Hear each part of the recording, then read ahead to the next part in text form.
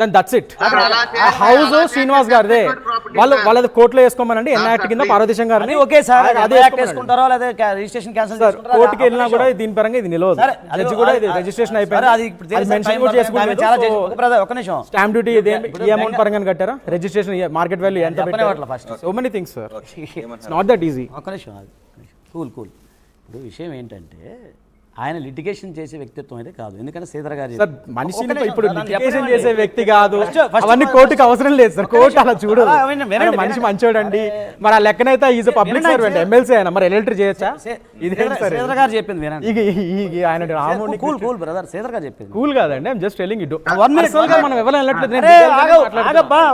చెప్పండి ఎదురుడికి అవకాశం సరే కంగారు పడుతున్నాం. ఇప్పుడు ఆయన శ్రీధర్ గారు ఆయన చెప్పాలి. ఇప్పుడు మీరు చూడాల, నేను చూడాల. ఒకటి శ్రీధర్ గారు చెప్పింది దాంట్లో ఏంటంటే ఎలాంటి లిటిగేషన్ ఆలోచన విధానం ఆయనకి లేదని ఆయన చెప్తున్నారు. ఒకటి తర్వాత ఒక మాట చెప్తా. ఇప్పుడు ఒక వ్యక్తి బాకీ ఉన్నాడు. అసలు ఇల్లు కట్టే సమయంలో కానీ, ఇప్పుడు జనరల్గా ఇల్లు కట్టి చూడు, పెళ్లి చేసి చూడు అంటారు.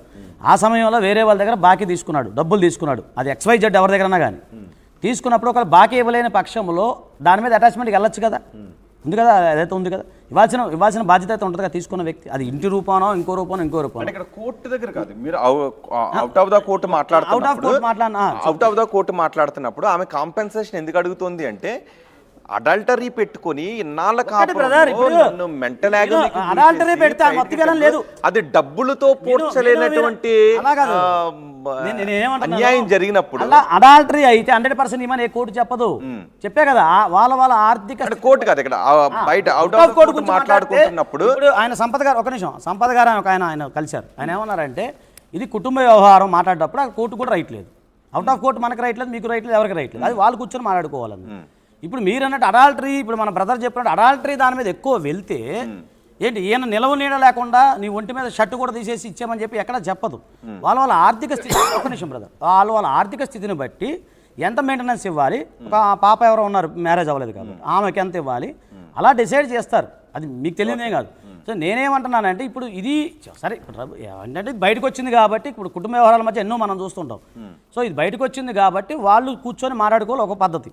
సో ఇంకోటి ఏంటంటే చివరికి లిటిగేషన్ ఎక్కడ ప్రాబ్లం అయింది, ఆ యొక్క ఇంటి దగ్గరే ప్రాబ్లం అయింది.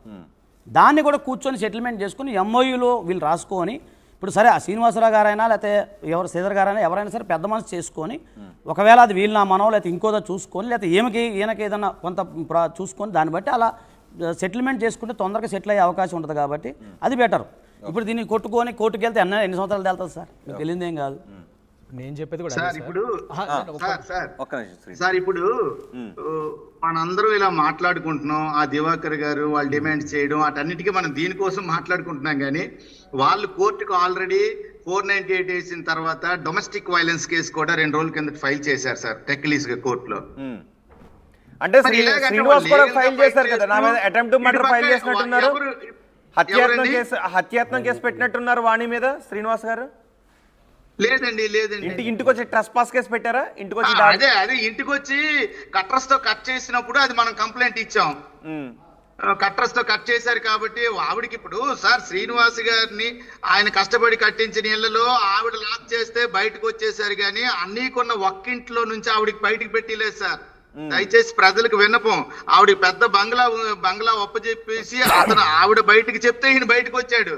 మీరు ఆ టెక్కలి వెంకటేశ్వర కాలనీలో ఉన్న లోపల క్లిప్పింగ్స్ తీసి చూపిస్తే ప్రజలకు అర్థం అవుతుంటారు సార్. ఒకసారి కొంచెం సార్, ఈ భారతదేశంలో 498 కేసుల్లో దువ్వాడ శ్రీనివాస్ గారు ఒక్కలే కాదు సార్.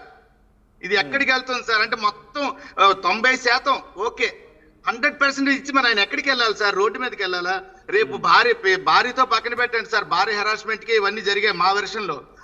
ఆ పాపకి చదివించాలి, PG సీట్ కొనాలి, మ్యారేజ్ చేయాలి, బతుకున్నంత కాలం పిల్లలకి ఇద్దరు ఆయన చూసుకోవాలి అంటే ఆయన క్షేమంగా ఇంట్లో పడుకొని ఉండడానికి కూడా ఇవ్వరా సార్? అయితే ఇది ఎక్కడ సార్ ఈ న్యాయం? పోనీ ధర్మం ఇప్పుడు ధర్మం ప్రకారం ఏ పెద్ద మనిషి వాణి అడుగుతున్న దాంట్లో న్యాయం ఉందా అంటే, వాణి అడుగుతున్న దాంట్లో న్యాయం ఉందా? మొత్తం అన్ని ఇచ్చేసి చేతిలో చిల్లుగా లేకుండా కట్టుబట్టలతో రోడ్డు పైన ఉండు అనే కాంపెన్సేషన్ ఎక్కడ ఉంటుంది అంటారు. నిజంగా అందులో న్యాయం ఉందా? నేను ఇందాక నేను చెప్పేది ఇవ్వచ్చా ఇవ్వకూడదని పక్కన పెడితే వాణి డిమాండ్స్ లో న్యాయం. అదే దాని గురించి అన్యాయాల గురించి మాట్లాడేటప్పుడు నేను ఏమంటున్నానంటే, ఇందాక నుంచి వన్ సైడెడ్గా దువ్వాడ శ్రీనివాసరావు గారు పాపం అమాయకులు, చాలా మంచి వ్యక్తి, అసలు ఆయనకి ఏ పాపం తెలియదు, నోట్లో అట్టుపని పెట్టినా తినరైనా తొక్కలు ఇచ్చినా చాలా ఈ టైప్లోనే పిక్చరైజేషన్ అవుతుంది. కానీ వాణి గారే మొత్తం ఆయన నీడ లేకుండా ఇలా ఆయన ప్రాణం మీద కూర్చున్నారు అన్నట్టుగా పిక్చరైజ్ చేస్తున్నారు.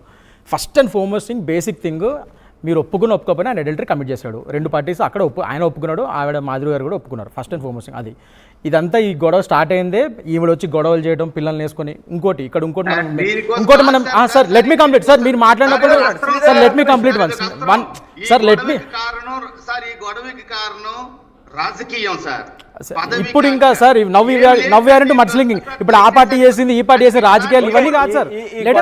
Talking about legalities sir, legalities మాట్లాడుకుంటున్నప్పుడు let me complete sir, ask him to just please let me complete. నేను ఏమంటున్నానంటే ఫస్ట్ థింగ్ అడల్టరీ ఆయన కమిట్ చేశారు, ఇది ఇట్స్ బీన్ అది ఒప్పుకోవడం జరిగింది, అవన్నీ అయినాయి. సో దాని తర్వాత ఇదంతా గొడవ స్టార్ట్ అయింది, ఆవిడ వెళ్ళారు, పిల్లలతో కూర్చున్నారు. ఇక్కడ ఇంకోటి, పిల్లలు ఇద్దరు మేజర్సే, వాళ్ళేమి చెప్పి అదమ్మా ఇదమ్మా అని చెప్తే వాళ్ళు వెళ్ళి చేయట్లేదు. పిల్లలు కూడా అగైన్స్ట్ గా ఉన్నారు కదా ఆయన తండ్రికి, అదొకటి. ఇట్స్ క్లియర్ కట్, వాళ్ళు మేజర్సే, వాళ్ళకి ఆలోచించే శక్తి ఉంది, వాళ్ళు కూడా క్లియర్గా మా నాన్న తప్పు చేశారని చెప్తున్నారు. సరే ఇవన్నీ వదిలేండి, ఇవన్నీ ఒకరినొకళ్ళు ఆరోపణలు చేసుకోవడాలు, ప్రతి ఆరోపణలు చేసుకోవడాలు, ఇవన్నీ వదిలేండి. Now will come to the legalities. Adultery పరంగా సార్ చెప్పినట్టు అది మొత్తం అంతా దోచేస్తారా, అడల్టరీ ఒకటి పెట్టేసి ఇంక మొత్తం అతన్ని నీడ లేకుండా చేసేస్తారా అని అంటారు, కరెక్టే. అది కాదు, ఏ కోర్టులో ఒప్పుకోదు. కానీ at the same time the gravity of the case, the circumstantial facts of the case, ఇవన్నీ చూసి అడల్టరీ ఈజ్ మేజర్ పార్ట్ ఇప్పుడు ఈ కేసులో. ఈయన ఎలా చేస్తాడు, ఏం చేస్తాడు, అండ్ ఇంకో హౌ టు ప్రూవ్ అంటే అరే ఆన్ రికార్డ్ వాళ్ళు ఒప్పుకున్నారు.